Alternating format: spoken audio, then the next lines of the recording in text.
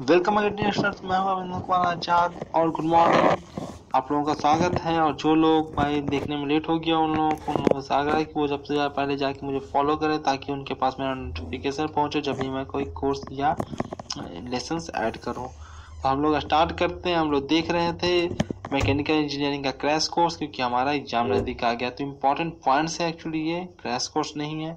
यहाँ पे हम लोग इम्पोर्टेंट चीज़ें देख रहे हैं जो कि एग्जाम में बहुत ज़्यादा रिपीट होता है। तो हम लोग स्टार्ट करते हैं।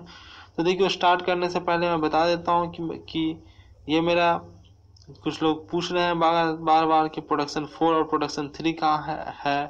तो वो आपको मेरे यूट्यूब के चैनल पे अपलोड है, तो वहाँ से आप लोग ज़रूर देखें इन दोनों को, जो कि दोनों इम्पोर्टेंट है। और अनअकैडमी पर अपलोड नहीं हो पाया किसी कारण से, तो वो मेरे चैनल पे वहाँ जाके मुझे सब्सक्राइब करना और बेल आइकन को दबाना बिल्कुल मत भूलिएगा। नेक्स्ट हम लोग स्टार्ट करते हैं। तो देखिए, सबसे पहले तो मैं बता दूं कि प्रोडक्शन का मैंने बहुत ही अच्छा से इन सब चीज़ों को बना रखा है, तो आप जाके प्रोडक्शन के वो वीडियोज देखें। कोर्स में मेरा नाम आपको एस के आज़ाद मैकेनिकल इंजीनियरिंग नीचे लिखा हुआ दिख रहा है, उस पर क्लिक कीजिए, मेरे प्रोफाइल पे जाइए और वहाँ पे प्रोडक्शन इंजीनियरिंग का 1 2 3 4 5 जितने भी हैं उसको देखें। बहुत ही अच्छा बना हुआ है। यदि आपके पास समय है ज़रूर देखिए। पिछले बार क्वेश्चन नहीं आया था प्रोडक्शन से, उस सेक्शन से, उसी सेक्शन को मैंने डाला है। इस बार बहुत चांसेस है कि अच्छा खासा क्वेश्चन आने के। ये इसी एग्जाम की मैं बातें कर रहा हूँ। बाकी हम लोग स्टार्ट करते हैं। आपके सामने है मर्चेंट थ्योरी और एनालिसिस। तो ये आपका है जिसको आपको याद रखना है कि pi equal to pi by 4 plus alpha by 2 minus B pi beta by 2 होता है। इसमें बताने लायक कुछ नहीं है, याद आपको रखना है। अलग अलग फॉर्मेट मैंने फॉर्मूले को कन्वर्ट करके लिखा है ताकि आप जिस फॉर्मेट में आपको याद रहे उसी फॉर्मेट में याद कर लो, या जिस फॉर्मेट में आपको पहले से याद है उसी फॉर्मेट में आप याद कर लो। पूछने को तो वो किसी फॉर्मेट में ऐसे पूछे सकता है। उसके बाद ये सब सारी चीज़ों को मैं डिस्कस कर चुका हूँ। ये मर्चेंट साइकिल बना हुआ है, तो उसमें जो स्पेशल कंडीशन है कि जब अल्फा इक्वल टू 0 हो जाए तब क्या होगा। अल्फा इक्वल टू 0 के साथ यदि आपका क्या हो जाए, तो अल्फा इक्वल टू 0 होने के साथ साथ जब जैसे होगा उसी प्रकार से आपका जो ये मर्चेंट साइकिल है ये आपका एक कन्वर्ट हो जाएगा रेक्टेंगल में, जिसमें एफ एन एफ सी और F T friction force, normal force, ये कटिंग फोर्स और थ्रस्ट फोर्स, ये सब मिलके आपका एक रेक्टेंगल बना लेगा। इसका मतलब है कि भाई ये आपका जो है फ्रिक्शन फोर्स है, ये आपका नॉर्मल फोर्स है, ये आपका थ्रस्ट फोर्स है और ये आपका कटिंग फोर्स है, ये आपका शेयर फोर्स है और ये आपका शेयर नॉर्मल फोर्स है, और ये आपका फाई जो है वो आपका शेयर एंगल है। तो ये सब चीज़ों को मैं डिस्कस कर चुका हूँ कैसे मर्चेंट साइकिल में बनाते हैं, वो सब अनअकैडमी पर ही अपलोड है। तो आप वहाँ जाके देख सकते हैं। अनअकैडमी में मेरे प्रोफाइल पे जाइए और वहाँ पे आपको प्रोडक्शन के सारे वीडियोज काफ़ी डिटेल में दिख जाएंगे। तो ये देखिए, तो ये आपको जब भी आप अल्फा इक्वल टू 0 हो जाएगा तो ये सारे कंडीशन आपके सही होने लगेंगे। तो आपका सेकंड कमेंट्स आपका है कि यहाँ पे अगर ऐसा हो गया तो इसका मतलब है कि एफ सी परपेंडिकुलर हो गया एफ के, क्योंकि यहाँ से दिख ही रहा है कि एफ सी जो है परपेंडिकुलर हो गया है एफ के, और वी जो है वो परपेंडिकुलर हो गया है एफ के। कटिंग फोर्स के परपेंडिकुलर हो जाने के कारण, कटिंग फोर्स अगर फ्रिक्शन फोर्स के परपेंडिकुलर, इसका मतलब है कि वेलोसिटी जो है वो फ्रिक्शन फोर्स के परपेंडिकुलर है। इसका मतलब है कि अल्फा इक्वल टू 0 है। तो वो चीज़ें तो आपको दिख ही रही है सब चीज़। अगर यहीं पे क्या होगा, अल्फा इक्वल टू 0 तो हो ही हो, म्यू भी 0 हो जाए, सॉरी म्यू 1 हो जाए, यानी कि आपका म्यू का वैल्यू 1 हो जाए। तब ऐसे कंडीशन में सारे फोर्स एक दूसरे के इक्वल हो जाएंगे और वो एक स्क्वायर बना लेगा। तो देखो ये सबसे आसान क्या होगा, जब भी ऐसा दिया रहे सब फोर्स इक्वल होगा। कुछ भी फोर्स निकालने के लिए कहो सब इक्वल दे दो, friction force, normal force, cutting force, thrust force सब इक्वल हो जाएंगे। तो आपको आसान हो जाएगा। अगर आपको भाई कंडीशन बस ये दिखा, आपको फटाक से टिक मार दो, ये दिखा कंडीशन आपको टिक मार दो, तो दूसरे से एडवांटेज ले लोगे तुम। कुछ करना भी नहीं है, इसमें कहीं गलती होने के चांसेस भी नहीं है। तो इफ एफ सी अगर एफ के आपके परपेंडिकुलर हो जाए, या फिर आपका वेलोसिटी जो है फ्रिक्शन फोर्स पर परपेंडिकुलर हो जाए, इसका मतलब है कि अल्फा इक्वल टू 0 है। यानी कि इस कंडीशन में भी वो दे सकता है कि अल्फा को 0 रखना है, तो वो अलग अलग कंडीशंस दे सकता है। वो बोल सकता है कि कटिंग फोर्स जो है फ्रिक्शन फोर्स के परपेंडिकुलर है, इसका मतलब ये है कि अल्फा 0 ही वो दे रहा है। या उसकी वो कहते हैं वेलोसिटी जो है वो फ्रिक्शन फोर्स के परपेंडिकुलर है, तब भी वो अल्फा इक्वल टू 0 ही दे रहा है, जो कि इसका कंडीशन है। अगर वो कह दे कि भाई यहाँ भी वही लिखा हुआ है, यही भी चीज़ लिखा हुआ है, तो क्या इसको डिस्कस करना।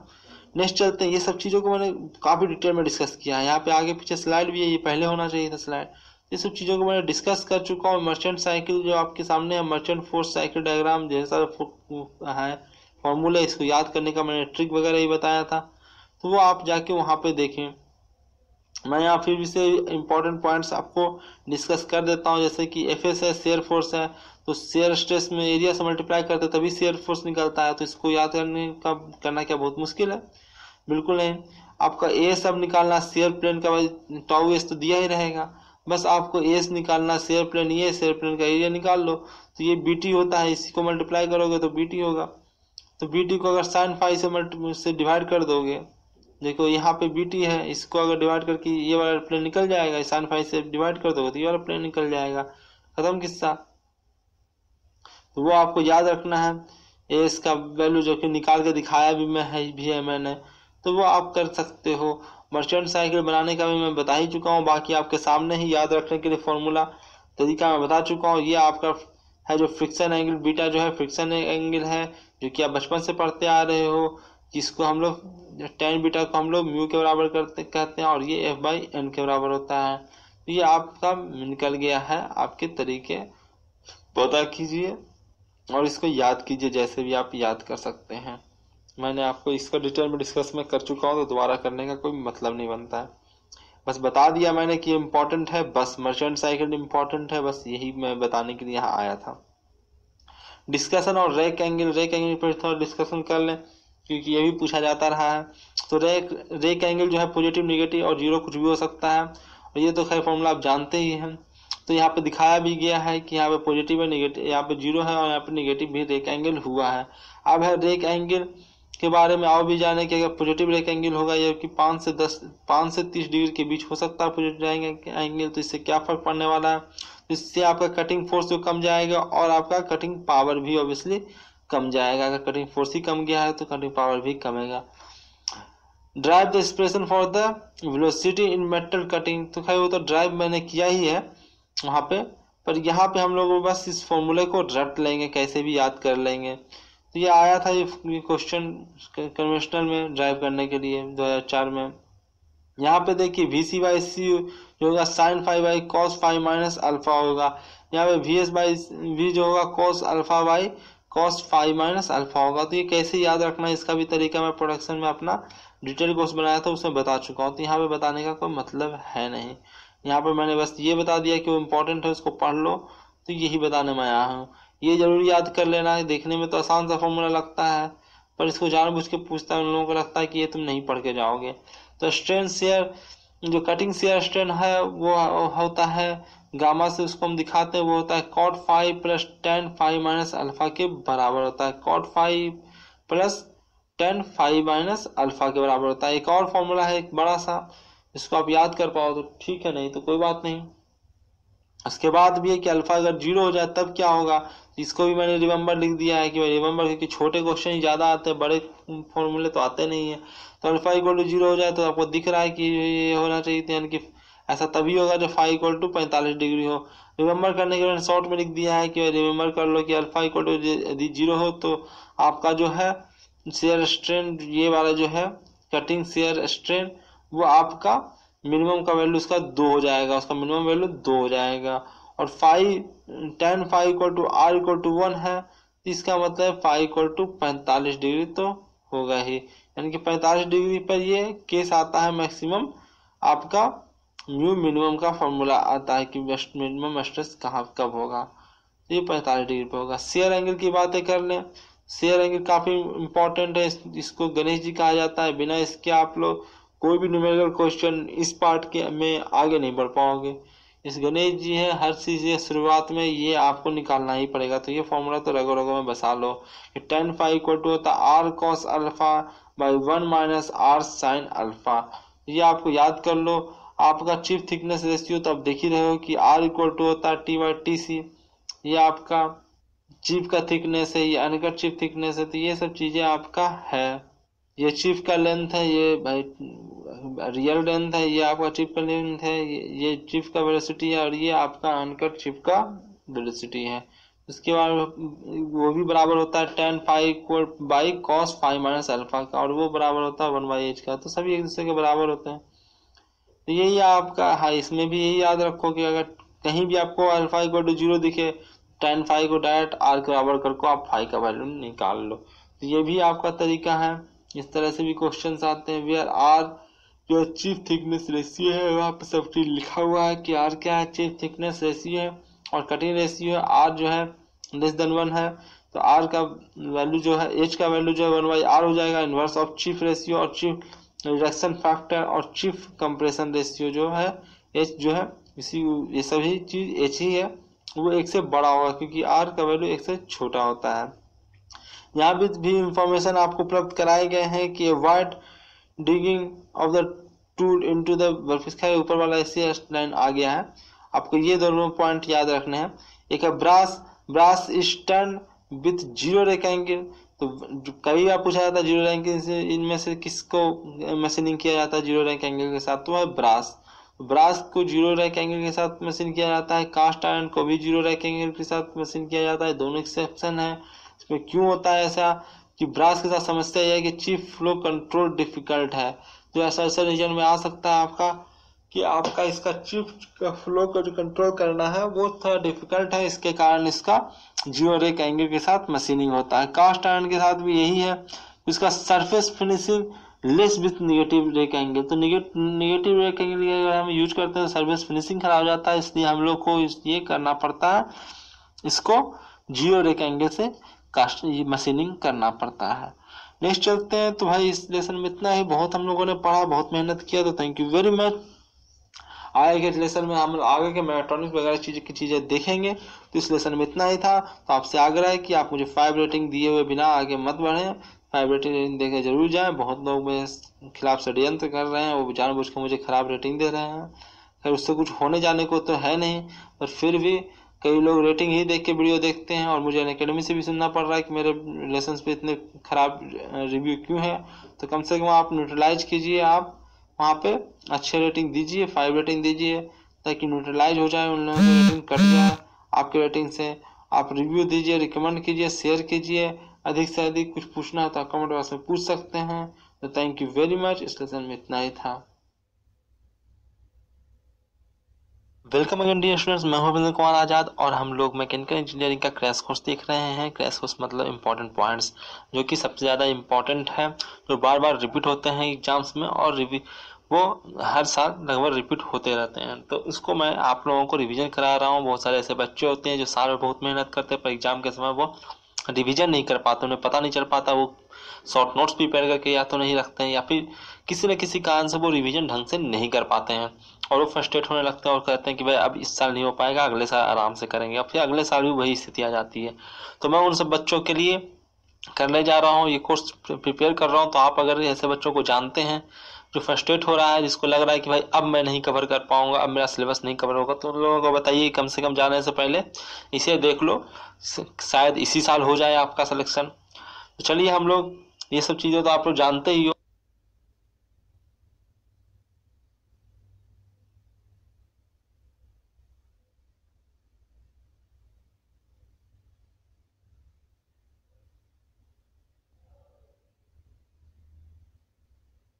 फिर भी मैं जाने से पहले आप लोगों को मैरी क्रिसमस सबसे पहले आपको विश कर ही दो, कम से कम उन लोगों के लिए जो क्रिसमस मना रहे हैं आज के दिन। तो भाई जो लोग 25 दिसंबर के बाद इस लेसन को देख रहे हैं उनके लिए समस्या है भाई। और सबसे पहले जाके आप मुझे फॉलो कीजिए, क्योंकि आपने फॉलो नहीं कर रखा था, इसलिए आप लोगों को नोटिफिकेशन नहीं मिल पाया और आपने समय गवा दिया। क्योंकि एग्जाम नज़दीक आ गया, तो जब भी मैं ऐड करूँ तो जल्दी से जल्दी आप कोशिश करो कि उसे देख लो। देखने में ज़्यादा समय लगता नहीं, एक लेसन को देखने में 15 मिनट ही लगते हैं। और एक बार अगर ढेर सारे लेसन बन जाएंगे तो फिर आपको देखने में समय लगेगा, आप लगेगा कि यार देखूँ कि नहीं देखूँ। मैं जब बना सकता हूं तो आप लोग देख भी सकते हो। चलिए हम लोग स्टार्ट करते हैं। स्टार्ट करने से पहले मैं फिर से बता दूं, प्रोडक्शन 3 और प्रोडक्शन 4 मेरे यूट्यूब के चैनल पे अपलोड है। तो जो लोग ढूंढ रहे हैं सो वो जाके वहाँ पे देख सकते हैं। वहाँ पे मुझे सब्सक्राइब भी कर लीजिएगा, क्योंकि बहुत सारी चीज़ें अनअकैडमी पे अपलोड नहीं हो पाता, वो मुझे अपने चैनल पे अपलोड करना पड़ता है, यूट्यूब चैनल पे अपलोड करना पड़ता है।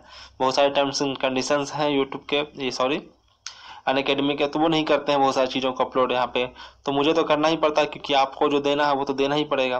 तो आप मेरे जाके यहाँ पे चैनल को सब्सक्राइब कर सकते हैं, बेल आइकन को क्लिक कर सकते हैं, ताकि जब भी मैं कोई अपलोड करूँ तो आप तक उसका नोटिफिकेशन मिल जाए। अब हम लोग स्टार्ट करते हैं। हम लोग रोबोटिक्स और मेगाट्रॉनिक्स की ओर बढ़ रहे हैं, क्योंकि ये भी आप लोगों को क्या है कि इससे क्वेश्चन तो आने वाले हैं, 4-5 क्वेश्चन पिछली बार भी आया था और इस बार भी आएगा, डेफिनेट है ये सब चीज़ें। देखो, और ये सब चीज़ें आसान भी है, मैं पिछले भी लेसन में आपको कह चुका हूँ कि रिन्यूएबल एनर्जी, आपका रोबोटिक्स, ये सब आपका आसान है। मेगाट्रॉनिक्स ये सब आसान है, पर इसे आप छोड़ देंगे क्योंकि आपके पास न मटेरियल है पढ़ने के लिए, ना सिलेबस है, कुछ भी पता नहीं, इसलिए आप इसे छोड़ देते हैं जनरली। तो वो हम ना करें, इसके लिए मैं आपके सामने लाया हूँ, कम से कम क्रैश कोई इंपॉर्टेंट चीज़ें तो आपको बता दूँ। डिटेल में भी मेरे पास है, पर बनाने में समय लगेगा, इंपॉर्टेंट चीज़ें छूट जाएगी, इसी को हम डिस्कस करने में डिटेल में, और आप पूरे महीने आपका इसी को पढ़ने में लग जाएगा। तो इससे बेहतर है कि आप कम से कम इंपॉर्टेंट चीज़ें देख लें और आगे बढ़ें। अब हम लोग शुरू करते हैं माइक्रो प्रोसेसर और माइक्रो कंट्रोलर का डिफरेंस, जो कि हर जगह पूछा जाता है। आपके बोर्ड एग्जाम से, सॉरी, आपके सेमेस्टर एग्जाम से भी पूछे जाते हैं, और आपको पूछा जाएगा कंपटीटिव एग्जाम में भी पूछा जाता है।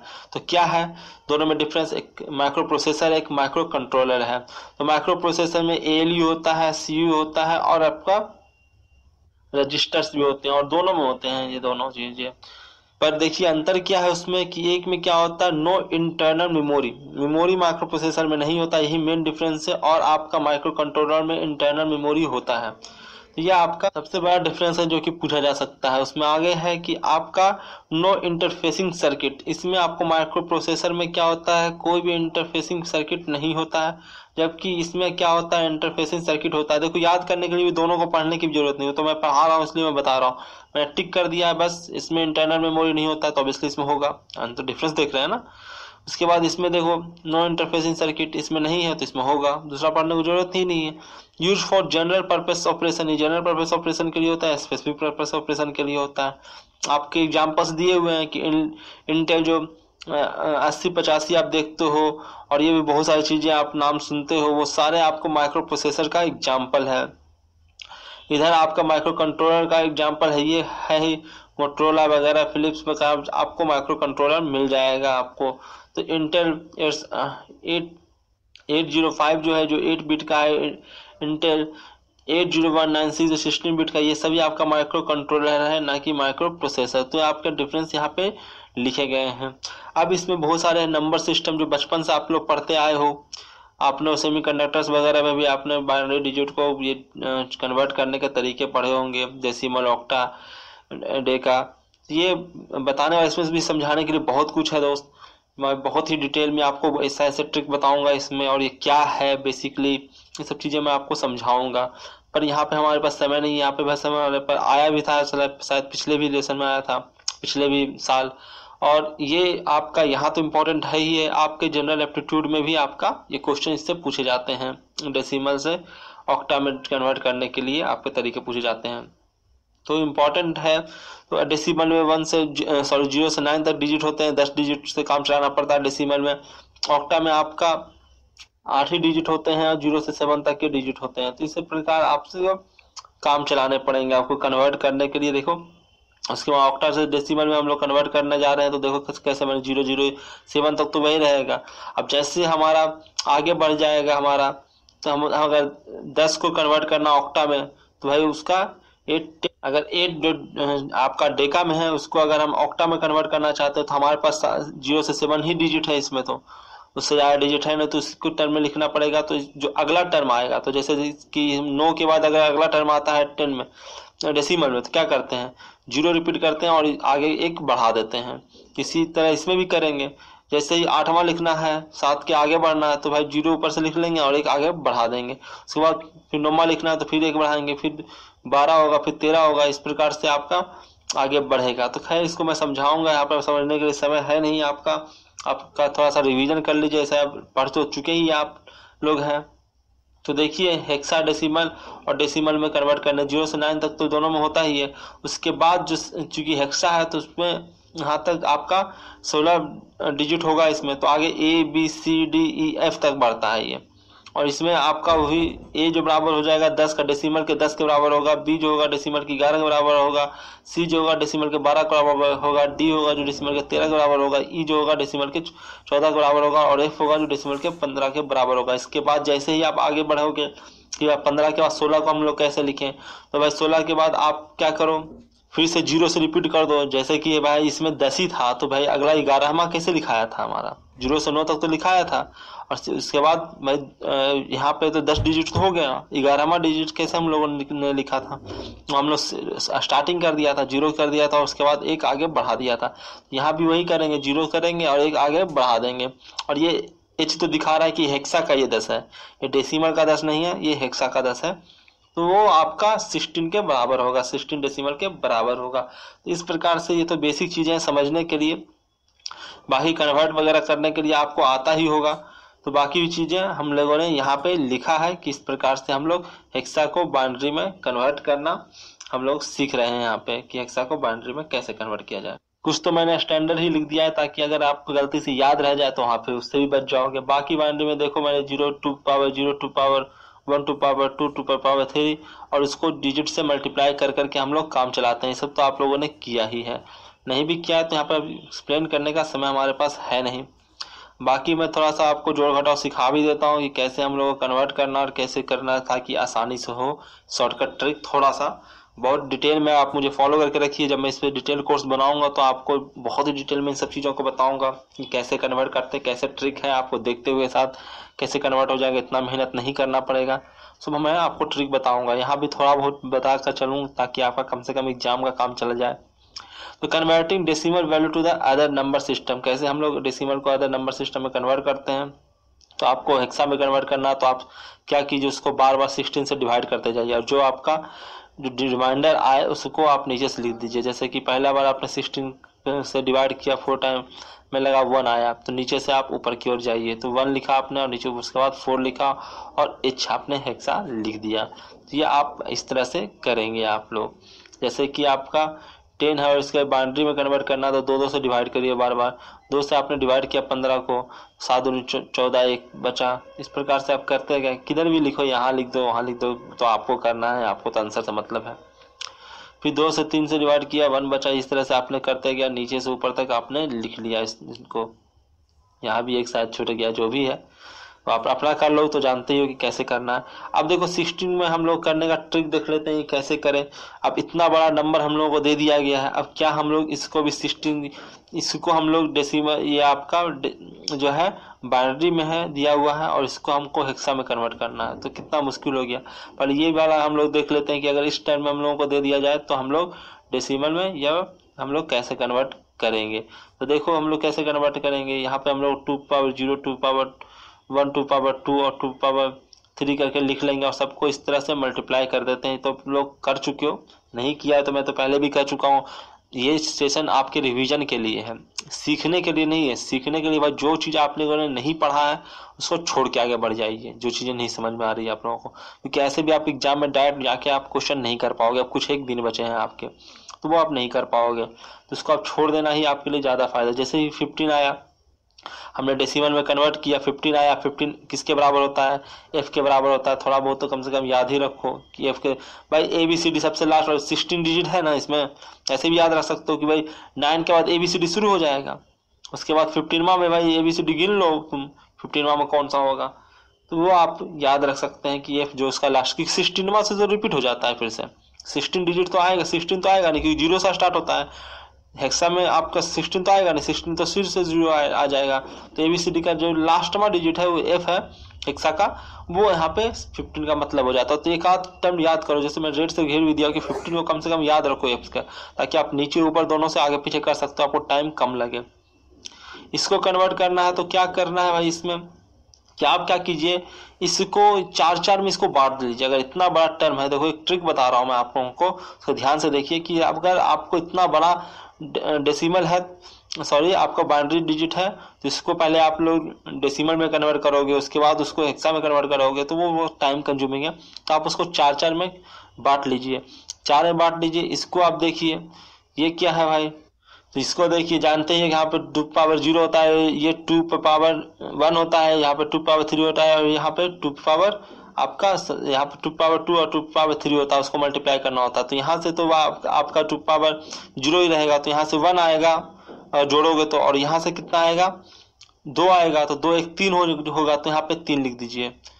या उसके बाद यहाँ पे चलिए, यहाँ पे कितना आएगा, पहला से तो 1 आएगा, दूसरा से 2 आएगा, दूसरा तीसरा से कितना आएगा 2 पावर 4 2 हो जाता है, तो 4 आ जाएगा, 4 5 6 7 आएगा, 7 लिख दिया हम लोगों ने। उसके बाद यहाँ से चलो, तो पहला में भाई सब टर्म तो 0 ही है, यहाँ पे आपका 2 पावर 3 आएगा, तो 8 आएगा, 8 हम लोगों ने लिख दिया। अब कहोगे कि भाई कब तक ये लिखेंगे, क्या डायरेक्ट बस 15 से ज़्यादा तो होता नहीं, 15 से ज़्यादा जब आ जाए तो आप उसको क्या करो आप फिर से रिपीट हो जाएगा, या फिर आपका 9 से ज़्यादा आएगा तो ABCD रिपीट हो जाएगा, तो यही आपको करना है। यहाँ पे चलिए, तो ये तो 0 ही है, यहाँ पे 2 रहेगा, और यहाँ पे आपका कितना रहेगा 4 रहेगा, 4 1 5 और 1 6, तो 2 और 4 6 होगा, तो यहाँ पे 6 आ गया। तो ये आपका हिस्सा में कन्वर्ट करने का डायरेक्ट तरीका है, इसे डिवाइड करते रहोगे तो परेशान हो जाओगे। जोड़ना घटाना फिर हम लोग अगले लेसन से सीखेंगे, क्योंकि हमारे पास समय बचा नहीं है। देखते हैं कहाँ तक हम लोग सीख पाते हैं, हम लोग बहुत सारी चीज़ें हम लोग को देखना बाकी है, तो इसको हम लोग अगले लेसन में ही आराम से देखेंगे, हमारे पास समय नहीं बचा है। तो थैंक यू वेरी मच, इस लेसन में इतना ही है। आपसे आग्रह है कि आप मुझे फॉलो करें, यदि आपने अभी तक मुझे फॉलो नहीं किया, रिकमेंड करें, रेटिंग दें, रिव्यू दें, अधिक से अधिक शेयर करें, और ये करें क्योंकि भाई आप लोग करेंगे तभी मैं मोटिवेट होगा, जल्दी जल्दी मैं ऐड करूँगा। देख ही रहो कि एग्जाम नज़दीक आ गया, तो मैं आप लोगों के लिए कितना मेहनत कर रहा हूँ, आपको कितना क्विक रिवीजन करा रहा हूँ, तो मैं आपके लिए मेहनत कर रहा हूँ। थोड़ा सा आप लोग 1 आध सेकंड निकाल के आप इसको शेयर कर दीजिए, बस दोस्त लोगों को मदद मिलेगा, तभी मैं इसको कर पाऊँगा। अधिक से अधिक शेयर कीजिए आप इसको, वरना बहुत सारे बच्चे और भी हैं, बहुत सारे मेरे प्लेटफॉर्म पे, चाहे फेसबुक पेज पे हैं 25,000 से ऊपर फॉलोअर्स हैं, तो वहाँ भी मुझे अपलोड करना पड़ता है, यूट्यूब पे भी करना पड़ता है। तो भाई अगर जहाँ पे ज़्यादा लोग रहेंगे वहीं पे ज़्यादा समय मैं दूंगा, तो यहाँ पे थोड़ा 4,000 ही फॉलोअर हैं, तो आप कोशिश कीजिए कि जल्द अधिक से अधिक लोगों को आप बताइएगा कि भाई मेरी कोशिश होती है कि अधिक से अधिक लोगों को सर्व किया जाए। अब जानते ही हैं मेरा उद्देश्य ही रहता है कि अधिक से अधिक लोगों को सर्व किया जाए, तो इसलिए मैं आपसे आग्रह करता हूँ कि भाई आप लोग शेयर कीजिए, अधिक से अधिक लोग रहेंगे तो मुझे वहाँ पे काम करने में भी अच्छा लगता है, क्योंकि अधिक से अधिक लोगों को फायदा हो रहा होता है। तो थैंक यू वेरी मच, इस सेशन में इतना ही। वेलकम अगेन डियर स्टूडेंट, मैं हूं अविंदर कुमार आजाद और हम लोग देख रहे हैं मैकेनिकल इंजीनियरिंग का क्रैश कोर्स, क्योंकि हमारा गेट और एसी का एग्जाम नज़दीक आ गया है, तो हम लोग इंपॉर्टेंट पॉइंट्स को देख रहे हैं। तो उससे पहले मैं आप लोगों को बता दूं, ये मेरा फेसबुक का पेज है जिसको आप जाके लाइक कर सकते हैं, क्योंकि मैं यहाँ पे जो भी वीडियो मेरा लेसन बन जाते हैं वो पुराने भी जाते हैं, तो उसमें कुछ एडिटिंग करना हो या कुछ सुधार करना हो तो वो पॉसिबल नहीं हो पाता। तो कोई भी चेंजेज होते हैं तो वो तुरंत अपलोड मेरे पेज पे होता है, कोई भी करेक्शन करना होता है तो यहाँ पे वीडियो में या तो मैं कमेंट बॉक्स में कुछ लिख देता हूँ जिसको आप पढ़ते भी हो या नहीं पढ़ते हो, कोई पता नहीं है, तो आप जाके मेरे पेज को सब्सक्राइब कर सकते हो, वहाँ पे उसको लाइक कर सकते हो फेसबुक पेज को, ताकि मैं जो भी अपडेट करूँगा, कोई भी चेंजेस करना होगा, कुछ बताना होगा या कोई करंट अफेयर का कोई टॉपिक चेंज होगा तो वो आपको वहाँ पे अपडेट मिल जाएगा मेरे पेज पे, तो वो जाके आप वहाँ पे लाइक कर सकते हो।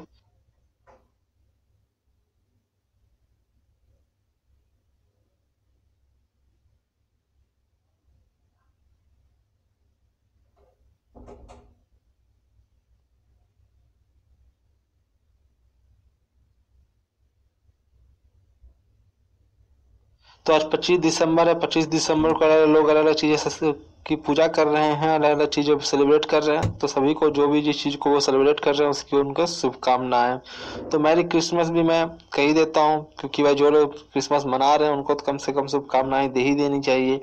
बाकी आप खुद समझदार हो, हम लोग चल रहे हैं, हम लोग देख रहे हैं, बिना समय गवाए हुए देखते हैं कि हम लोग डेसिमल से कन्वर्ट करना सीख रहे हैं अलग नंबर सिस्टम्स में।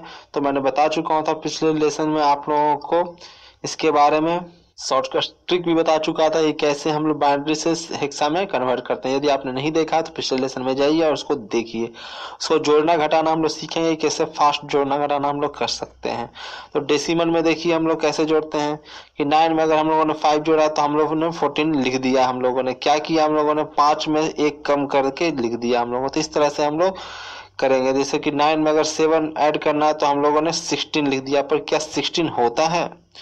16 नहीं होता है हमारा। तो हम लोग एफ में अगर 7 जोड़ेंगे, जो कि लास्ट देखो क्या था इसमें 9 में लास्ट 7 में हमने जोड़ा था, अगर यहाँ पे अगर हम लोग इसका लास्ट डिजिट क्या था, एफ था, एफ में अगर 7 जोड़ेंगे तो क्या आएगा 16H आएगा आपका एच में हेक्सागोनल।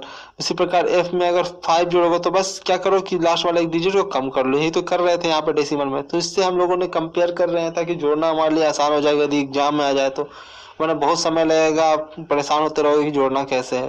तो ये आपका है कि एक आप लोग कम कर लेते हो और उसको लिख देते हो, तो 16 आपने लिख दिया। डेसिमल का तरीका है, और ये आपका हेक्सागोनल का हेक्सा डेसिमल हेक्सा का तरीका है। तो आपको क्या करना है कि भाई जो एक से अगर वो लास्ट डिजिट में अगर जोड़ रहे हो तो एक कम कर लेना है आप लोगों को यहाँ पे।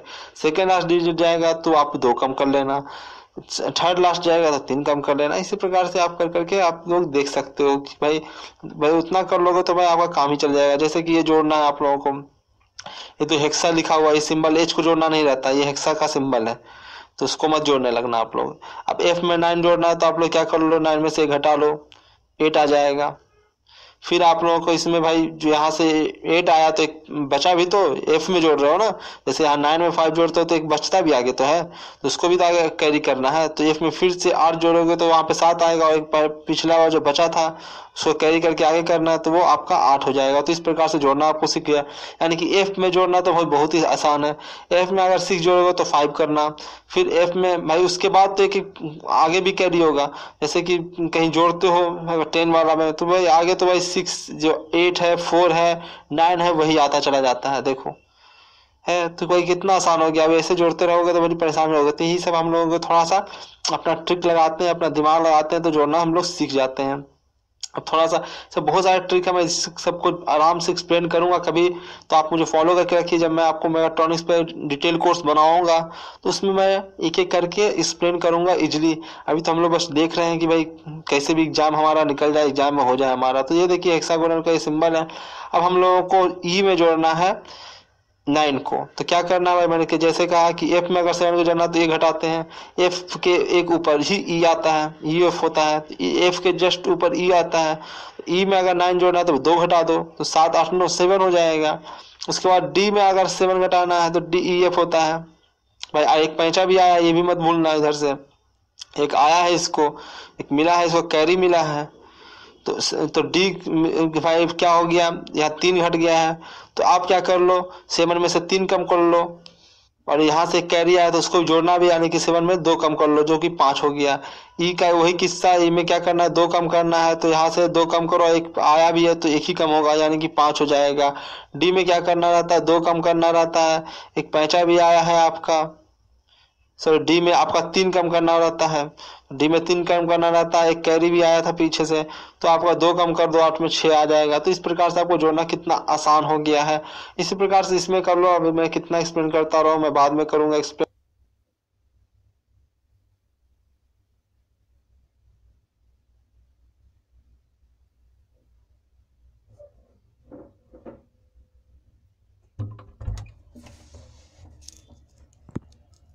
इसमें कर लो। अभी मैं कितना एक्सप्लेन करता रहा हूँ, मैं बाद में करूंगा एक्सप्लेन जब मैं डिटेल कोर्स बनाऊंगा। और भी चीजें यहाँ पे पढ़ने के लिए, तो देखिए और भी क्या चीजें, relation between address line and memory. तो एड्रेस लाइन और मेमोरी क्या होता है इसको हम लोग देखते हैं। जानते हो एक एड्रेस लोकेशन पे आपका 2 ही डिजिट सेव हो जा सकता है, 0 या 1। 0 मतलब कि या तो वहां पे पोटेंशियल रहेगा, वोल्टेज रहेगा, या फिर नहीं रहेगा, इसके अलावा कोई और जुगाड़ नहीं है। या तो हाँ या ना के चक्कर में हम लोग को सब कुछ सेव करना रहता है मेमोरी में, उसी में जितना भी डेटा है उसी फॉर्मेट में आपके सेव होते हैं। तो देखो 2 पर पावर 1 या 2 इससे कम तो रहेगा नहीं, यानी इसको 2 आपको बिट कहते हैं। उसके बाद 2 पर 2 पावर 2 यानी 4 बिट का, अगर आपने 2 डेटा लाइन लगा दिया तो आपका 4 बिट ट्रांसफर हो पाएगा, या 4 बिट यहाँ पे सेव हो पाएगा। अगर 2 पावर 3 कर दिया तो 8 बिट आएगा, 2 पावर 4 कर दिया 16 5। ये याद भी रखो, ऐसे भी आपको एप्टीट्यूड में काम आता है। 2 पावर 6 64 होता है, 2 पावर 7 128 होता है, 2 पावर 8 200 आपका 56 होता है, 2 पावर 9 आपका 212 होता है, 2 पावर 10 से 24 होता है। तुम लोगों ने सोचते हो कि भाई 10 से 24 बाइट बराबर एक किलो बाइट क्यों होता है भाई, तो ये आप लोगों को 10 से 24 बाइट बराबर 1 किलो बाइट क्यों होता है, 1024 ही क्यों होता है, तो आप लोगों को पता चल गया होगा कि क्योंकि 2 पावर 10 1024 के बराबर होता है, इसलिए ये टर्म आता है। क्योंकि सेव तो 2 के टर्म हो रहा है ना, ये 2 गुणे 2 गुणे 2 करते रहो भाई, जितने चैनल लगाओगे, और फिर आगे 2 लगा दिए, सब में 2 लगा दिए तो 2 पावर होता चला जाएगा। तो जानते ही आप कॉम्बिनेशन कॉम्बिनेशन से, तो इसी प्रकार से यहाँ पे होगा। तो 2 पावर अगर 10 हो जाता है तो 1 किलोवाट इसको कहते हैं, या फिर 1 केवी कहते हैं। यहाँ पर 2 पावर 20 कर देते तो 1 मेगावाट या 1 एमबी कहते हैं। 2 पावर 30 हो जाता है तो 1 टेरावाट आपको गीगाबाइट कहते हैं, जीबी कहते हैं, जिसको आप जीबी 1 जीबी का हमारा पेन ड्राइव है, 2 जीबी का है, 8 जीबी का है, वो करते रहते हो। 2 पावर 14 होता है वो टेराबाइट होता है, 1 टीबी के बराबर होता है।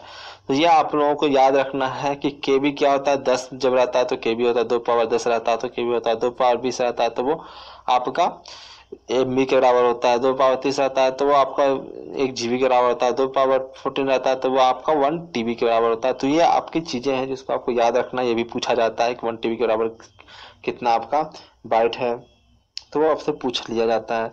तो वो आपको याद रखना चाहिए, आप लोगों को बताने आना चाहिए। फिर इसको देखते हैं। तो ये भी ऑब्जेक्टिव क्वेश्चन में कभी कभार पूछ लेते हैं कि भाई चूंकि 80-85 आपको पढ़ना है, तो हर किसी के सिलेबस में रहता है, आपको एक सेमेस्टर एग्जाम्स में सिलेबस में भी होगा, तो इसके बारे में स्टैंडर्ड है, तो इसके बारे में पढ़ लेते हैं कि the maximum memory that be connected to 80-85 is 65,536 byte, जो कि होता है 2 पावर 16 के बराबर। 2 पावर 16 को हम लोग कैसे सोल्व करेंगे, 2 पावर 6 लिख लो, 2 पावर 10 लिख लो, 2 पावर 10 तो 1 के भी होता ही है, और ये आपको 64 कर लो। तो इस प्रकार से आप सोल्व करना किसी चीज को, कितना केबी है उसमें, क्या कितना जीबी है। जितना है केबी की बात कर रहा है तो केबी को हटा लो, उसमें से निकाल लो। अगर आपको केबी जानते हो 10 होता है, एमबी की बात कर रहा हो तो 20 2 पावर 20 बाहर निकाल लो। अगर जीबी में बात कर रहा है 2 पावर 30 निकाल लो, बाकी का आप रख लो और उतना कर लो आप लोग।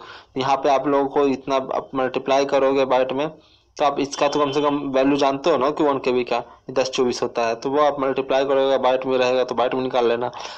तो बिकॉज क्योंकि 16 एड्रेस लाइन इसमें होता है, तो इस प्रकार से हम इसको इस प्रकार लिखते हैं कि 1024 में 2 पावर 16 हम लोगों ने क्यों लिखा, क्योंकि यहाँ पे 16 एड्रेस लाइन होता है। 16 एड्रेस लाइन होगा यानी कि इसमें आपका इतना बाइट के बराबर होगा इसकी मेमोरी। तो चलिए इसमें तो भाई अब हमारे लोगों का मटेरियल साइंस आ गया है, तो मटेरियल साइंस को चलिए हम लोग अगले लेसन में डिस्कस करेंगे। मटेरियल साइंस भी है और हम लोगों का रिन्यूएबल एनर्जी से भी रिलेटेड है।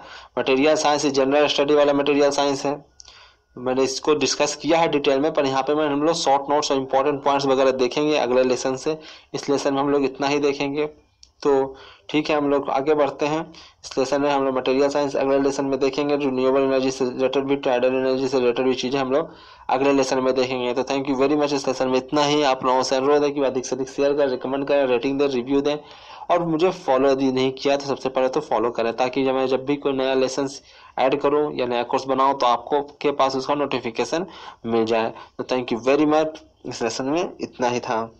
तो आप मेरे जो मेरा ये पेज है फेसबुक का पेज, उसको भी आप सब्सक्राइब करके रखिए, उसको लाइक करके रखिए, क्योंकि भाई वीडियो बनाने के लिए मुझे कम से कम एक कोर्स बनाने के लिए 5 लेसन्स बनाने पड़ते हैं कम से कम, तब वो पब्लिश होता है अनअकैडमी पर, और उसके लिए इतना मटेरियल चाहिए। तो जब भी कोई थोड़ा बहुत छोटा छोटा अपडेट आता है वो आप तक पहुंच नहीं पाता है, या फिर कुछ करेक्शन रहता है तो वो नहीं पहुंच पाता है, तो वो मेरे ये पेज पे अपडेट हो जाता है, वो तुरंत मैं वहाँ पे पोस्ट कर देता हूँ जो भी चीज़ें आती है, जो नई चीज़ें आती हैं, या फिर रेगुलर उस पर मैं कुछ ना कुछ क्वेश्चंस भी कराता रहता हूँ।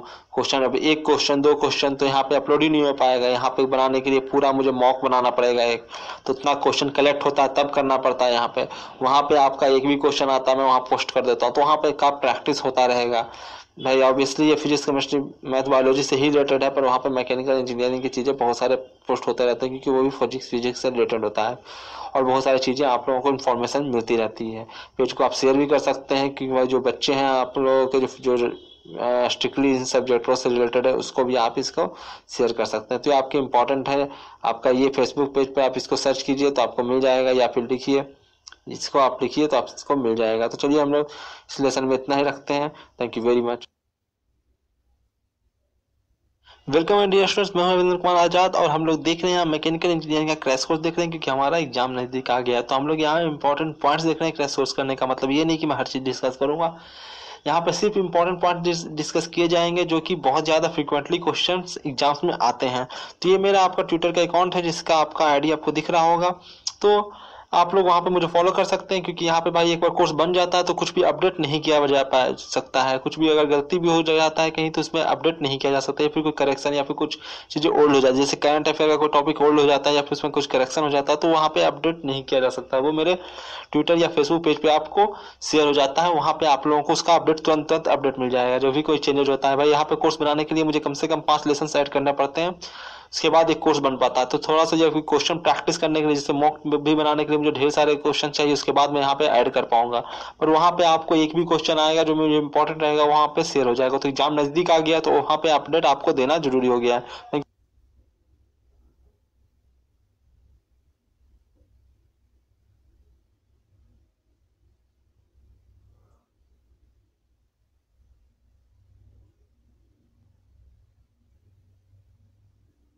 Thank you very much. हम लोग आगे बढ़ते हैं। तो जो कि 25 दिसंबर है आज, आप जानते हैं। तो 25 दिसंबर है तो भाई अगर लोग अलग अलग चीज़ें सेलिब्रेट कर रहे हैं तो आपको भी उसकी शुभकामनाएं। जो भी आप सेलिब्रेट कर रहे हैं, भाई क्रिसमस भी कुछ लोग सेलिब्रेट कर रहे हैं तो उन लोगों को भी क्रिसमस की हार्दिक बधाइयाँ। हम लोग स्टार्ट करते हैं, हम लोग समय नहीं गवाते हैं। हमारा देखिए हम लोग पढ़ रहे हैं मटेरियल साइंस, हम लोग देख रहे हैं तो मटेरियल साइंस की भी चीज़ें देख लेते हैं कि मटेरियल साइंस भी हम लोगों का जनरल स्टडी में भी है और हम लोगों के उसमें भी है। तो जनरल स्टडी वाले टॉपिक्स को देखते हैं। मटेरियल साइंस हम लोगों का टेक्निकल में तो है ही, पर फिर जनरल स्टडी में हम लोगों का मटेरियल साइंस, हर एक मटेरियल साइंस है जो कि हम लोग बचपन में पढ़ चुके हैं। मटेरियल साइंस से हमारा सेमीकंडक्टर भी आता है जिसको हम लोग पढ़ चुके हैं। तो कम से कम जो पढ़ चुके हैं उसको तो रिवीजन कर ही के जाए, जो बचपन से पढ़ते आए हैं उसको भूले रहेंगे तो फिर कैसे हो पाएगा हमारा। तो देखिए आप लोगों का सेमीकंडक्टर्स को हम लोग देख रहे हैं। तो सेमीकंडक्टर्स में क्या होता है भाई, तो यहाँ पे आपका बैलेंस बॉन्ड होता है और कंडक्शन बॉन्ड होता है। बैलेंस बॉन्ड में तो आपका होता है, तो अगर आपने थोड़ा सा भी एनर्जी दे दी उसको, बैलेंस बॉन्ड के इलेक्ट्रॉन्स वो अगर कंडक्शन बॉन्ड में चले जाएंगे तो वो कंडक्टर की तरह बिहेव करने लगेगा। तो ये आपका होता है फर्स्ट एनर्जी बैंड होता है, सेकेंड एनर्जी बैंड होता है, उसका बैलेंस बैंड होता है।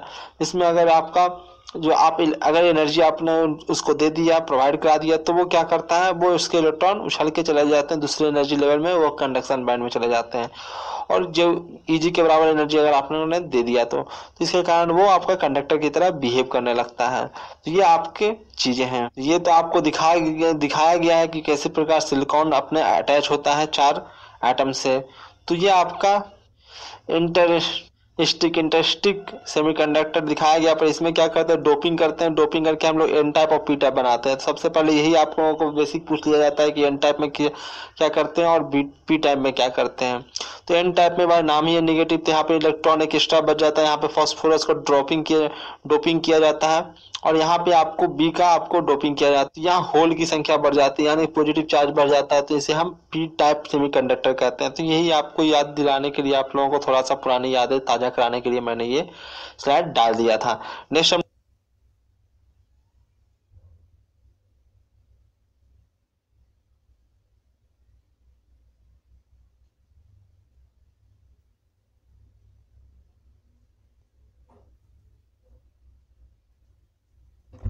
हम लोग चलते हैं। हम लोगों के पास आ गया है रिन्यूएबल एनर्जी भी हम लोगों के सिलेबस में टेक्निकल पेपर में, तो उसको भी हम लोग देख लेते हैं। ऐसे तो यहाँ पे बहुत डिटेल में दिया गया है पर हम लोग बहुत ही आसानी से देखेंगे। हम लोग इंपॉर्टेंट चीजें देखेंगे। तो है tidal range power. Tidal energy में किस तरह बिहेव करता है भाई, तो भाई जब हाई टाइड आता है तो इससे के थ्रू वो पानी घुस जाता है, और जब लो टाइड आता है नीचे चला जाता है। देखो हाई टाइड में मैं दिखाया गया कि आपका इस होल से आपका पानी अंदर चला गया, और लो टाइड आएगा तो भाई नीचे आएगा तो गिरेगा, तो ये टरबाइन को नचाएगा। तो इस प्रकार से आपका चलता रहता है आपका, और आपको एनर्जी मिलता रहता है। बाकी आपके पास फॉर्मूले हैं कि भाई क्या आपका होता है, कितना जूल आता है, इंटीग्रेशन कर करके। तो आप फॉर्मूला किसी भी तरह से याद रखिए, रो ए जी आर स्क्वायर बाई 2 जूल के बराबर आपका जो होता है total potential energy of water stored in basin is. आपका टोटल पोटेंशियल एनर्जी जो स्टोर होता है वो उसका फॉर्मूला दिया गया है, रो ए जी आर स्क्वायर बाई 2। आ सकता है, कोई बड़ी बात नहीं है। अगर यही पावर की बात करें तो रो ए जी आर स्क्वायर बाई 2, और ये आपका 6 आवर को हम लोग मल्टीप्लाई किए हुए हैं, या फिर इसी को अगर हम लोग सोल्व कर रहे हैं तो आ जाएगा 0.225 ए आर स्क्वायर, और ये आपका वाट में आ जाएगा। इसको हम लोग सेकंड में कन्वर्ट कर लें तो ये आपका अलग अलग कन्वर्जन है कि किस टर्म में वो पूछा जाता है एग्जाम में। नेक्स्ट चलते हैं हम लोग। देखिए यहाँ पे छोटा सी चीजें लिखी गई है, ये सब जो लिखी गई है उसको भूल जाइए, बस ये आपको याद रखिए। देखो मैं हर चीज को, मेरे पास समय ही नहीं था कि मैं हर चीज को अलग से स्लाइड बनाऊं, तो जहां जहां मैंने नोट करके रखा था इंपॉर्टेंट पॉइंट, सभी जगह पे मैंने फोटो क्लिक कर लिया और आपके सामने ला दिया है। तो आप बस इंपॉर्टेंट पॉइंट्स को देखें, जैसे कि एनोमीटर है, बार बार कई जगह पे पूछा जाता है घुमा फिरा के मैंने डाल के, या फिर मैच ऑफ द कॉलम में इसको भी एक ऐड कर लिया जाता है। तो एनोमीटर किस में यूज होता है, तो वाइंड वेलोसिटी मेजर करने में यूज होता है। तो इसको आप लोग याद रखिएगा, ये टेक्निकल में भी आ जाता है, जनरल स्टडी में भी आ सकता है, कहीं भी ये इक्विपमेंट का आपको घुमा फिरा के, क्योंकि टेक्निकल क्वेश्चन में मैंने कई बार देखा है एनोमीटर को पूछ रखा है उन लोगों ने। तो इसको याद रखिएगा कि ये वाइंड वेलोसिटी मेजर करने में यूज होता है। उसके बाद आपके पास फिर से आ गया प्रोड्यूसर गैस। प्रोड्यूसर गैस क्या होता है, तो वो होता है CO प्लस H2 का आपका मिश्रण होता है, मिक्सचर होता है वो, उसमें कुछ N2 भी रहता है, तो इसे ये आपका कहलाता है प्रोड्यूसर गैस। तो ये आप ध्यान रखिएगा। बाकी ऊपर से है बॉडी मैटर्स जो होता है, such as crop residue, wood chips, bagasse, ये सारी चीजें जो होता है, या फिर fibrosis residue of sugarcane जो आप यूज करते हैं आफ्टर जूस निकालने के बाद, जो आपका गन्ने का जूस निकालने का उसका जो केन बच जाता है उसको आप यूज करते हैं, तो वो भी आपका rice husks and coconut shells can be transform to the producer gas, तो उससे प्रोड्यूसर गैस बनता है। इसको also known as synthesis gas भी कहते हैं उसका, या फिर साइन गैस कहते हैं, वुड गैस कहते हैं, या फिर उसको वाटर गैस भी कहते हैं, ब्लू गैस कहते हैं, by a method known as gasification of solid fuels. तो सॉलिड फ्यूल्स जो आपके ये सब थे जिसको जला सकते हैं, उसका आप लोगों ने क्या क्या कर लिया, गैसिफिकेशन किया और ढेर सारे आपने फ्यूल बनाया। तो खैर इसमें आपको सबसे ज्यादा पूछ लेता है प्रोड्यूसर गैस किस किस का मिश्रण है, जो बचपन से आपको 10th क्लास से ही पूछता आ रहा है, फिर भी आप भूल जाते हो। तो प्रोड्यूसर गैस जो है आपका CO प्लस H2 का मिक्सचर है, और इसमें N2 भी कभी कभी रहता है, तो वो भी N2 भी लिख सकते हैं, तब भी टिक करना, नहीं लिखें तब भी टिक करना उसको। तो प्रोड्यूसर गैस है। बायोडीजल्स क्या है, तो वो भी जानते हैं बायोडीजल, तो ये generally methyl Easter and ethyl Easter के थ्रू आपको, इसको आपका क्या किया जाता है, केमिकल प्रोसेस किया जाता है। जनरली होता है रॉ वेजिटेबल ऑयल जो होता है वो अपग्रेडेड एज बायोडीजल्स, जो कि में आपका कन्वर्ट होता है। तो उसमें आप लोग करते हैं क्या, स्टरिफिकेशन करते हैं, ट्रांसस्टरिफिकेशन करते हैं और आप बायोडीजल्स बनाते हैं। तो हम लोग किसी भी तरह से कोई आप पूछता है वो बस उस पर हम लोग ध्यान देते हैं, ज़्यादा सीखना यहाँ पे नहीं है, एक्सप्लेन करना भी नहीं है। तो सोर्स आपका biodiesel can be produce from किस किस चीज़ों से निकलता है, तो वेजिटेबल ऑयल है, एनिमल फैट्स है, रिसाइकल्ड रेस्टोरेंट्स गैसेज आपका है, गैसेस है वो आपका यूज होता है, इससे रिसोर्स से बनता है आपका। अगस्त 10 को आपका has been declare international biodiesel day मनाया जाता है आपको अगस्त 10 का। ये तो खैर आपसे डेटा नहीं पूछेगा generally.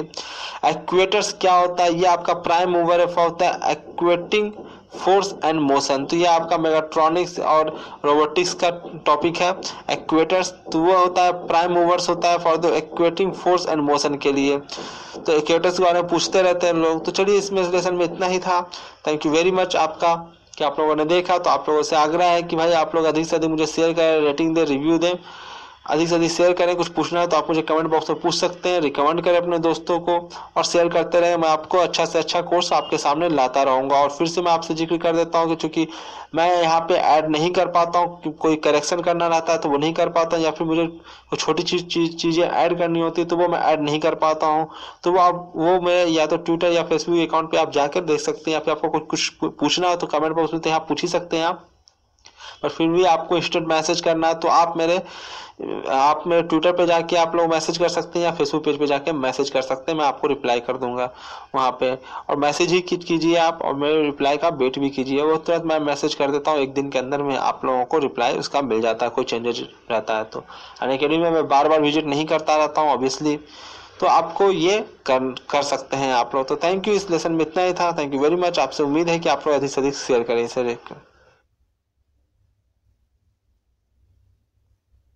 Welcome again dear student, मैं हूं बंदूक माना जाता और हम लोग देख रहे हैं मैकेनिकल इंजीनियरिंग का क्रैश कोर्स। क्योंकि हमारा गेट और ईएसी का एग्जाम नजदीक आ गया है, तो उसके लिए इंपॉर्टेंट पॉइंट्स देख रहे हैं जो रेगुलर रिपीट होता है या तो उसका हम लोग रिवीजन कर रहे हैं। उससे पहले मैं बता दूं कि ये मेरा आपका फेसबुक का पेज है, जिसको आप इससे आप सर्च कर सकते हैं। तो ये देख रहे हैं आप यहाँ पे 26,000 से ज़्यादा आपका वहाँ पे लाइक है मुझे, तो भाई वहाँ भी मुझे पोस्ट करना पड़ता है, वहाँ भी अधिकतर चीज़ें पोस्ट होती है, तो उसे आप जरूर करके रखें लाइक, ताकि मैं जब भी कोई कुछ पोस्ट करूं तो आपके पास का वो पोस्ट पहुंच जाए। आप लाइक नहीं करेंगे तो पोस्ट आप तक नहीं पहुंच पाएगा। तो आपसे आग्रह है कि वह जरूर आप करें, क्योंकि इंस्टेंट कोई चीज़ें आपको बतानी होती है, कुछ चेंजेस होता है या कोई करेक्शन करना होता है, तो वो आप मैं यहाँ पे नहीं कर पाता हूँ, उसके लिए मैं कोई वीडियो ऐड नहीं कर पाता हूँ, यहाँ हो जाता है। यहाँ पे लाइव सेशन भी चलते हैं या चलेंगे, तो वो आपको करके रखना चाहिए, आपको लाइक करके रखना चाहिए इस पेज को।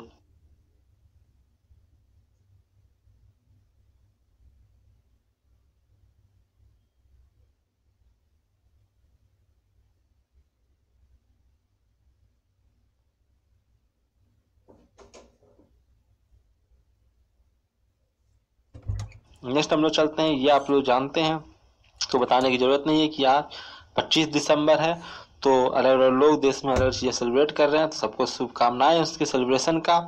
मैरी क्रिसमस भी मैं आप लोगों को विश कर देता हूँ। फिर हम लोग स्टार्ट करते हैं। हम लोग देख रहे हैं हम लोग मेगाट्रॉनिक्स देख रहे हैं, हम लोग रोबोटिक्स को देख रहे हैं। रोबोटिक्स में हम लोगों ने कई रोबोट्स को देखा था, तो रोबोटिक टाइप ऑफ रोबोट में हम लोग का कुछ और रोबोट्स थे जिसको हम लोग को देखना है, उसके बारे में जानना है। देखो मैंने उस वक्त भी कहा था कि भाई आपको इन सब चीज़ों को याद रखना है, क्योंकि इसमें जो क्वेश्चंस आएंगे वो पक्का आपसे होगा। बिल्कुल सिंपल होता है, कम से कम एग्जाम में जाने से पहले कुछ देर पहले आप अगर रिविजन कर ले, 4 से 5 क्वेश्चन आएगा, डायरेक्ट क्वेश्चन आएगा। सिलेंडर रोबोट जो है वो किस काम में यूज होता है, ये सब पूछा जाएगा आपसे।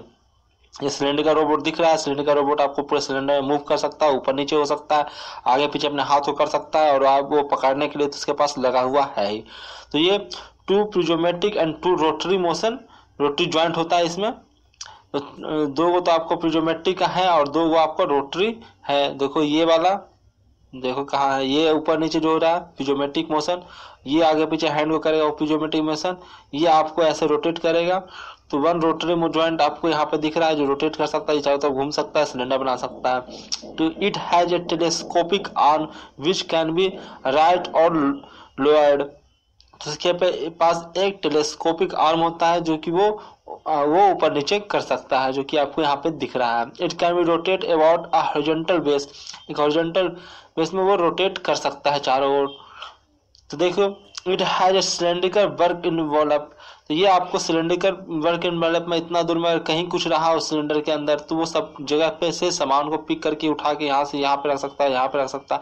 तो बस सिलेंड्रिकल वर्क इन्वेलप है, इसके दौरान ही काम कर सकता है। तो यही चीज पूछा जाता है, सिलेंड्रिकल वर्क इन्वेलप किसका है, या फिर सिलेंड्रिकल रोबोट का भाई क्या होता है, तो ये सब पूछा जाता है। Work envelope is the shape with in which robot can perform the specific task. तो वर्क इन्वेलप क्या कहलाता है भाई, वो इन्वेलप जहाँ पे वो स्पेस कहलाता है जहाँ पे वो अपना काम कर सकता है। तो it's the safe space with in the rich of robotic arm. तो कहाँ कहाँ जा सकता है, तो वो ऑब्वियसली वॉल्यूम को आप डिलीट मतलब कर लीजिए कि भाई जितना उसका वॉल्यूम है टोटली, और उसमें जहाँ पे वो काम नहीं कर सकता है भाई इसके अंदर थोड़ी ना काम कर पाएगा वो, तो उसको आप माइनस कर दीजिए तो आपका निकल जाएगा। तो ऑर्डर डायमीटर भाई इतने में काम कर पाए, यहाँ पे लिखा निकाला भी गया है वॉल्यूम को, तो आप निकाल ही लेंगे देख कर ही। क्वेश्चन भी आ चुका है तो आप निकालिए।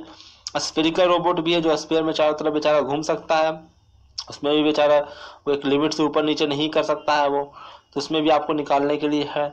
तो देखिए यूज फॉर स्प्रेयर पेंटिंग, ये पेंटिंग वगैरह करने में चारों तरफ जाके वो घूम घूम कर पेंटिंग कर देगा वो।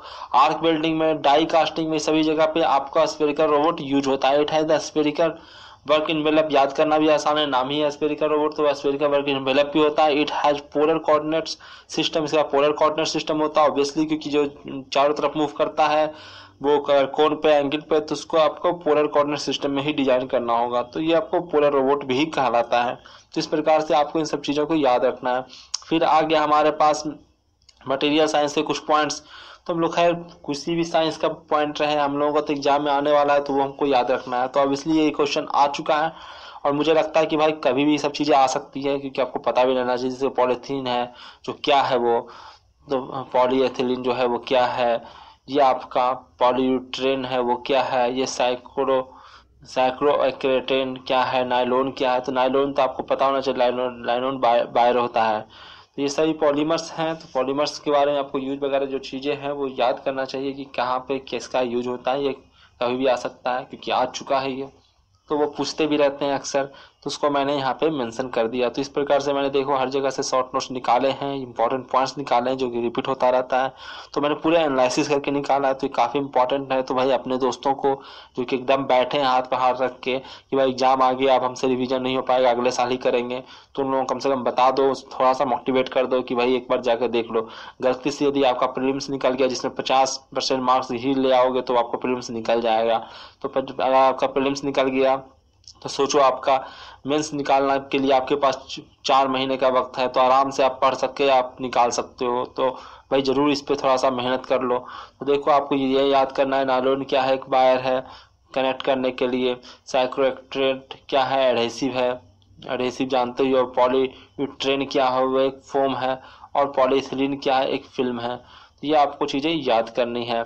यहाँ पे भी एक क्वेश्चन आ गया है कंपोजिट मटेरियल का, आपको प्रॉपर्टी यहाँ से पता चल जाएगा, कंपोजिट मटेरियल के बारे में पता चल जाएगा। तो वहाँ पे हम जो एक चैप्टर पढ़े उससे बढ़िया है कि भाई ये सी ने जो क्वेश्चन पूछ रखा है उसी से हम लोग कुछ जान ले कि ये सी कंपोजिट के बारे में क्या पूछ रहा है, क्योंकि भाई वो तुम क्या पढ़ते उससे मतलब नहीं है, वो क्या क्वेश्चन पूछ रहा है उसी को वो पूछता रहेगा। और बहुत कम चीजें पूछता है, कहने को बहुत ज्यादा सिलेबस है पर वो पूछता बहुत ही कम एरिया से है। अगर इस चीज को आप ध्यान दो, आईएएस चाहे हो यूपीएससी का कोई भी चीजें हैं, वो सिलेबस बेहद आसान जरूर है पर वो पूछता वो हर जगह से नहीं है, वो पूछता स्पेसिफिक चीजें से है, वही पूछता है। इन्वायरमेंट में कुछ एक फिक्स जगह से वो बार बार क्वेश्चन पूछता रहेगा, वो एक आध क्वेश्चन इधर उधर से भी पूछ लेता है पर उसको छोड़ देंगे क्योंकि 100% तो आपको ऐसे भी नहीं करना। तो कंपोजिट मटेरियल के बारे में जाने, it consider to be any multiple material that exhibit a significant proportion of the properties of both constituent। तो आपका इसमें क्या होता है, कंपोजिट मटेरियल में दो मटेरियल मिले होते हैं पर इस प्रकार नहीं मिले होते हैं कि वो केमिकल एक ही केमिकल प्रॉपर्टी ले रहे हो, दोनों का केमिकल प्रॉपर्टी उसमें विद्यमान होता है, तो वो आपको कंपोजिट मटेरियल कहलाते हैं। बचपन से पढ़ते आ रहे हो आप लोग कंपोजिट मटेरियल के बारे में कि भाई उसमें दोनों के प्रॉपर्टी एग्जिस्ट करते हैं। A matrix combined with a reinforced material is used in composite. तो ये भी आपका सही है। आपको thermosetting epoxy resin is used as matrix for the some kinds of composite, ये भी सही है। गलत चीजों को पढ़ने से कोई फायदा है भी नहीं। तो ये आपका 134 इसमें सही था। ये आपको याद रखना है कंपोजिट मटेरियल की ऐसा प्रॉपर्टीज है। सरफेस रफनेस के बारे में जाते हैं, वीबीआई लगा हुआ है, सरफेस रफनेस पता नहीं सब चीजों को आजकल क्यों पूछा जा रहा है इतना, क्योंकि जहां भी आपका ध्यान नहीं जाता है वहां से आपसे क्वेश्चन पूछा जाता है। तो टर्निंग के लिए सरफेस रफनेस का फॉर्मूला मैं वैसे भी डिस्कस कर चुका हूं, अगर आपको याद होगा प्रोडक्शन के चैप्टर में मैं इसको काफी डिटेल में डिस्कस कर चुका हूँ। यहाँ पर आपके सामने फॉर्मूला बस ला दिया है मैंने कि आपका फॉर्मूला है कि आइडियल सरफेस या जीरो नोज रेडियस के साथ यदि आप टर्निंग कर रहे हो तो पीक टू वैल्यू रफनेस यानी कि एच का वैल्यू जिससे सरफेस रफनेस मापा जाता है वो है F/tan SCEA plus cot ECEA। आप यदि नहीं जान रहे हो ये सब क्या है तो आप जाइए मेरे प्रोडक्शन वाले चैप्टर में और वहाँ पे प्रोडक्शन वाले लेसन और कोर्स में वहाँ पे आपको मिल जाएगा कि क्या है ये है आपका साइड कटिंग एज एंगल और ये है इंड कटिंग एज एंगल जो आपका दिया रहेगा। तो उसका tan आपको tan लेना है का कॉट लेना है, इसको याद करने का तरीका भी मैंने बता चुका हूँ। तो ये आपके सामने बस ला दिया रिवीजन के लिए कि भाई ये आपको याद रखना है। ये है SLA सेंटर लाइन एवरेज। तो सेंटर लाइन एवरेज RA जो होता है और कुछ और नहीं होता है, सेंटर लाइन एवरेज ही होता है। तो कभी RA लिख दे या CLA लिख दे, आपको कंफ्यूज नहीं होना है। वो H/4 कर दो तो वो आप निकल जाता है RA। तो वो ये आपका टर्निंग के बारे में है और वो भी जीरो नोज रेडियस के साथ काम हो रहा है। तो और ये तो आप जान ही रहे हो कि फीड है आपका, तो ये आप कर सकते हो इससे। प्रैक्टिकल सरफेस में की बातें करें विथ नो रेडियस अगर R है तो यहाँ पे अगर H की बातें करें तो F²/8R होता है। देखो फॉर्मूला कितना छोटा है, आराम से क्वेश्चन भी होगा इस पे, पर यही फॉर्मूला याद नहीं रहे तो सोचो कितना दिक्कत हो जाएगा आपको। और RA की बात करते हैं F²/18/√3R के बराबर होता है, तो ये आपको याद रखना है। तो ये आपका F आपका जो है change in feed F is more important than the change is rose radius R।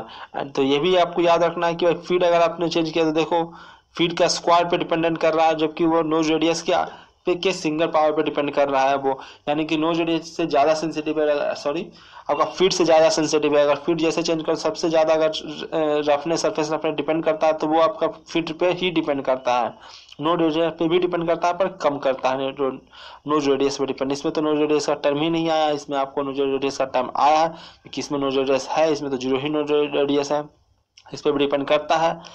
और depth of cut has no effect on surface roughness. तो ये भी आपको इस फॉर्मूला से दिख ही रहा है कि डेप्थ ऑफ कट, क्योंकि हमको लगता है कि अगर बहुत ज़्यादा डेप्थ ऑफ कट दे देंगे तो इसका सरफेस रफनेस खराब हो जाएगा, पर ऐसा नहीं है। डेप्थ ऑफ कट पे ये बिल्कुल डिपेंड ही नहीं करता है। आपको डिपेंड फीड और नोज रेडियस पे करता है, उसमें भी फीड पे ज़्यादा डिपेंड करता है, नोज रेडियस पे कम डिपेंड करता है। हम लोग आगे चलते हैं। आगे भी यहाँ पे बहुत सारी चीज़ें हैं ये भी मैं आपको डिस्कस कर चुका हूँ आपको प्रोडक्शन वाले चैप्टर में, फिर भी यहाँ पे शॉर्ट में देख लेते हैं कि अल्फा अगर बढ़ेगा, अल्फा रेक एंगल है, CSC आपका घट जाएगा, फाई आपका का जो आपको शेयर एंगल है वो बढ़ जाएगा, आपको आपका जो फोर्सेस है या पावर है वो आपका घट जाएगा, और आपका टूल लाइफ भी आपका बढ़ जाएगा, ये आपका घटने के कारण। तो यहाँ पर दिखाया भी गया है कि अल्फा अगर आपको बढ़ा देते तो मास कम जाता है, हीट ट्रांसफर आपका घट जाता है, तो टूल लाइफ घट जाता है। तो दो तरह से ये डिपेंड करता है। अल्फा बढ़ाने से भाई टूल लाइफ पे अच्छा भी प्रभाव पड़ता है, अल्फा बढ़ाने से आपको टूल लाइफ पे खराब प्रभाव भी पड़ता है, क्योंकि यहाँ पे मास आपका कम जा रहा है। एक तरफ तो मास कम जाने का टूल लाइफ कम रहा है, और एक तरफ आपका शेयर एंगल बढ़ जाने के कारण फोर्स और पावर्स क्या होना है घट जाने के कारण आपका जो है टूल लाइफ बढ़ रहा है। तो इसका मतलब कि भाई आप क्या करें, बढ़ाएं या घटाएं? तो कहता है कि आप क्या कीजिए, अल्फा इक्वल टू 14 डिग्री, आपका 14 डिग्री रखिए, आप एक ऑप्टिमम वैल्यू सेलेक्ट कीजिए, ना ही कम ना ही ज़्यादा। बहुत ज़्यादा कम कर दोगे तो भाई वो उसका मास ही कम जाएगा टूल का, और टूल का हीट ट्रांसफर भी कम जाएगा, टूल लाइफ घट जाएगा। तो आप बहुत ज़्यादा भी नहीं कर सकते, बहुत कम भी नहीं कर सकते, तो बीच में रखो आप इसको, अल्फा इक्वल टू 14 डिग्री पर रखो। तो ये सब चीज़ें था यहाँ पे, इसको मैंने बहुत डिटेल में डिस्कस किया है प्रोडक्शन वाले अपने कोर्स में, डिटेल कोर्स में, वहाँ जाके आप जरूर देखिए इसको। नेक्स्ट हम लोग चलते हैं टूल लाइफ का इफेक्ट के बारे में देखते हैं। तो टूल लाइफ को सबसे ज़्यादा इफेक्ट पहुंचाता है उसका वेलोसिटी। जब आपने पढ़ा होगा v power n equal to constant, तो टी ही वाला टर्म है, पर अगर आप और डिटेल में इस फॉर्मूला को पढ़ोगे तो वहाँ पे आप देखेंगे कि और भी चीज़ों पर डिपेंड करता है वो।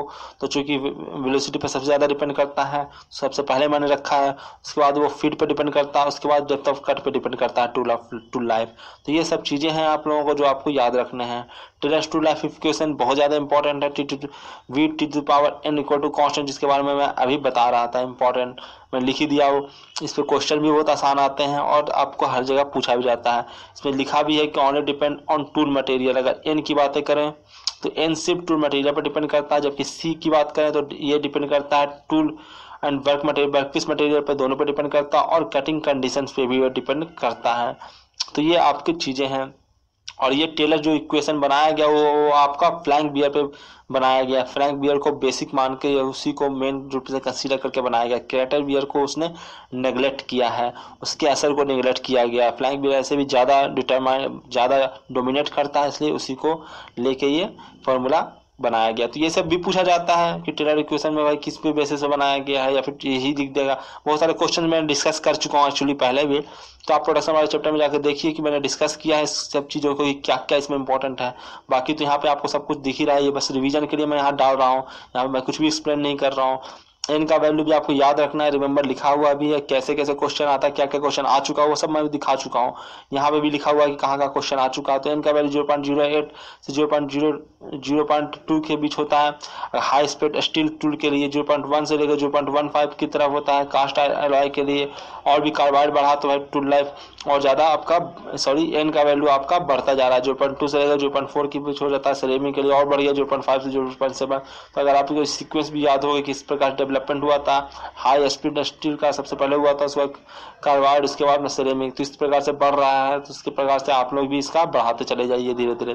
तो अगर मैं चाहे तो कॉलम में दिया तो तुम्हें आसान ही है बनाना, तो आप अगर रफली आइडिया भी रखिएगा इसका तो क्वेश्चन हो जाएगा। क्रेटर वियर भी मैंने बता दिया है आप लोगों को, क्रेटर वियर क्या होता है, ये मैंने बहुत ही डिटेल में वहाँ पर डिस्कस किया है। तो यहाँ पे भी देख लेते हैं क्रेटर वियर को कि ये मोर कॉमन इंडक्टाइल मटेरियल में ज़्यादा होता है, और कंटिन्यूस चिप बनेगा तो वही आपका क्रेटर वियर आपका उखाड़ उखाड़ के ऊपर से चिपक जाता है। क्रेटर वियर एकदम नोक पे नहीं होता है, ये भी ध्यान रखना है।